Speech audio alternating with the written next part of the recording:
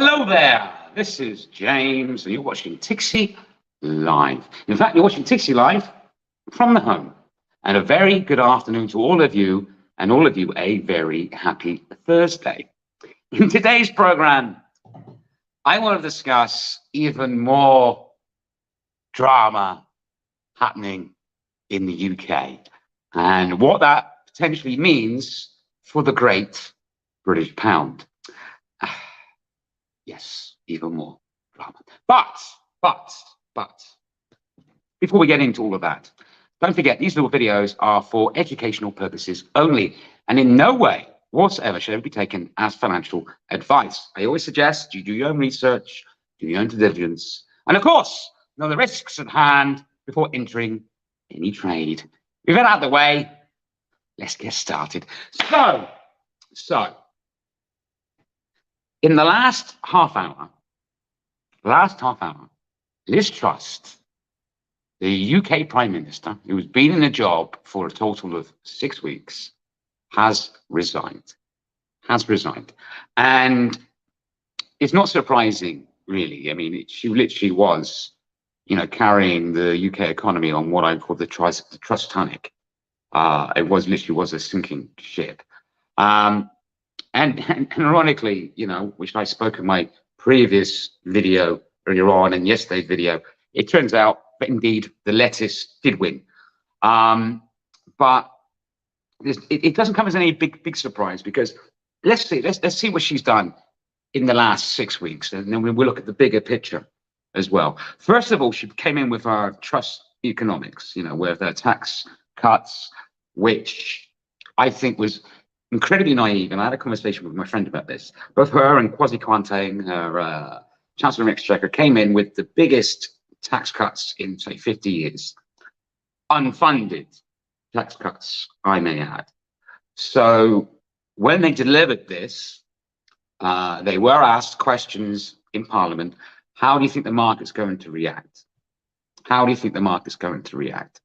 And basically, their reply was the market will do its thing, which I think is just ridiculous. And I will tell you my reasons behind why I think this is. And the market showed what it thought, and it showed what it thought about it in a very, very big way. Because, like I say, they fought the markets, and the markets won.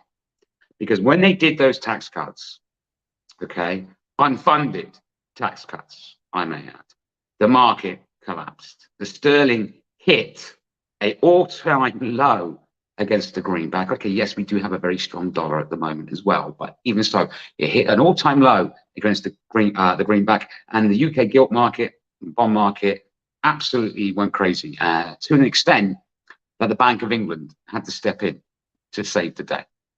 Okay, so obviously now she then fired last week on Friday. She fired Kwasi. Did a complete U-turn on our tax cuts, but then it's this fracking issue, a fracking vote, which wasn't going smooth sailing as she had hoped, and obviously her Home Secretary resigned.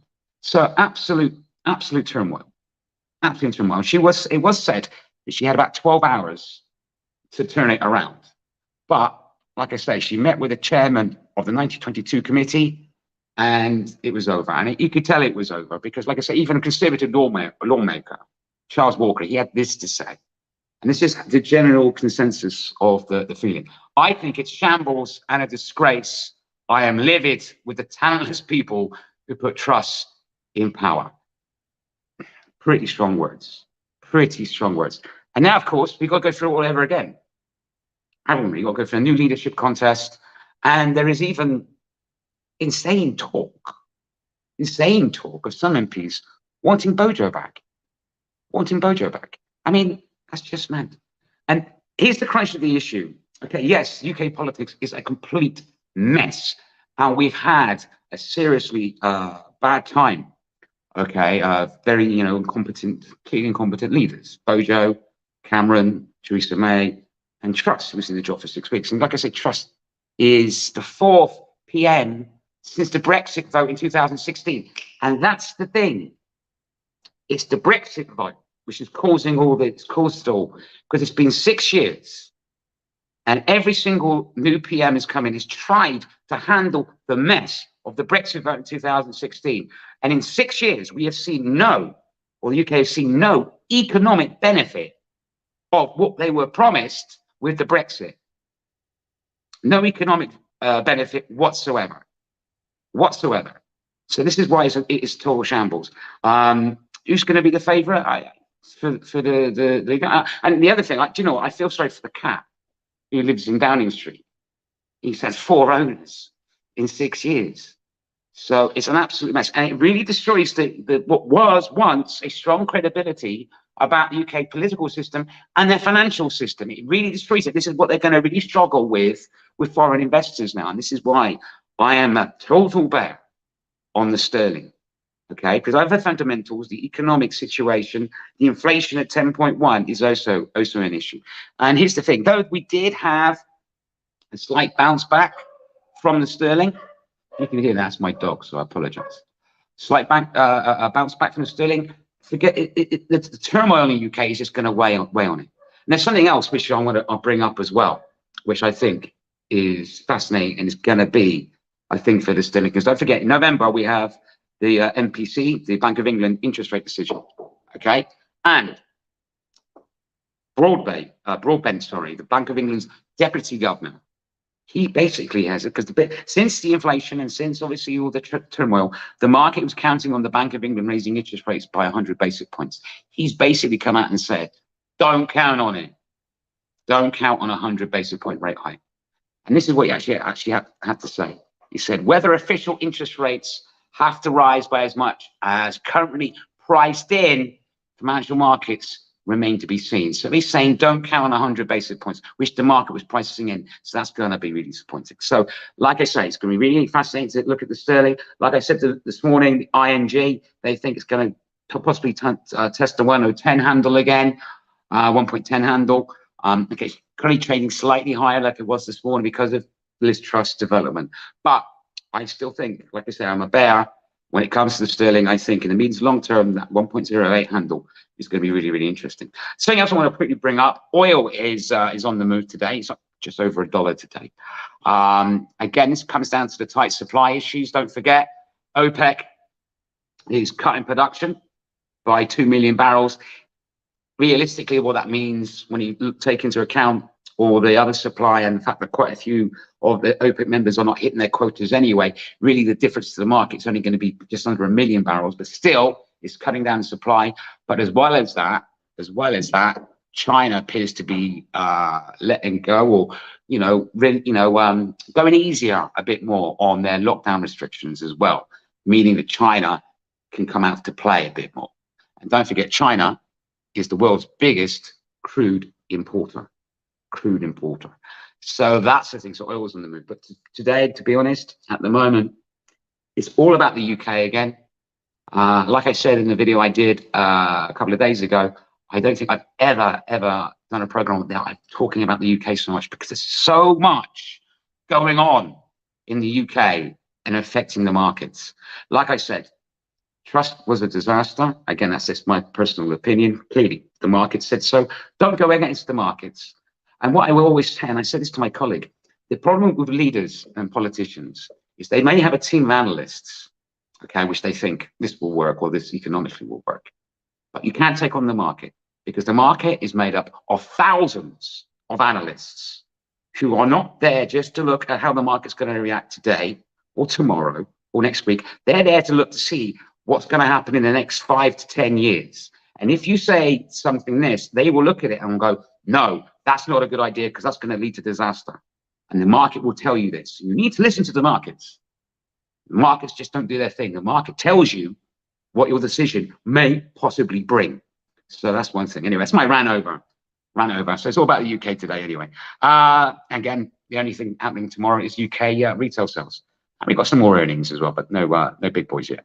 Market as it currently stands, dollar yen still challenging that 150 handle, 149.88. Sterling, like I mentioned, was trading at 1.1188, has bounced back since Truss has resigned. Currently trading at 1.1257. Euro dollar currently stable, pretty much where it was this morning, 0.9791, and gold pretty much similar, still hovering around that 3-year low $1,636.55. So, oh, actually, I've got a question. Hey, James, what are your thoughts on instilling with house instability, do you think? Well, like I say, we have to have a fiscal statement. That's when Jeremy Hunt will release his fiscal statement on the 31st of October. So they will definitely do that. And don't forget they're going to do it late November. They've moved it forward because Bank of England needs to see what they do before Bank of England makes its decision on interest rates. So a very good question.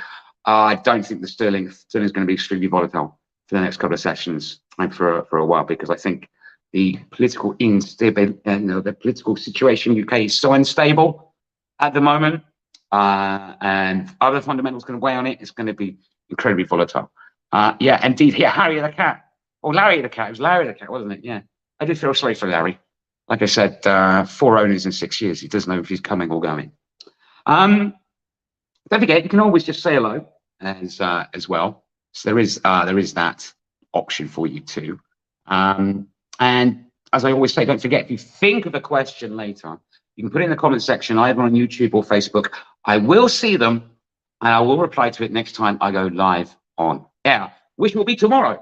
Obviously, I'll be back in the studio tomorrow. So back in my normal surroundings, not my home. So I'll be back in the studio tomorrow again start off at 8:30 p.m. UTC to discuss the European session and discover a bit more of the fallout of obviously what's happened today. Then again, I'll be back on again at 2 p.m. UTC to cover the US session.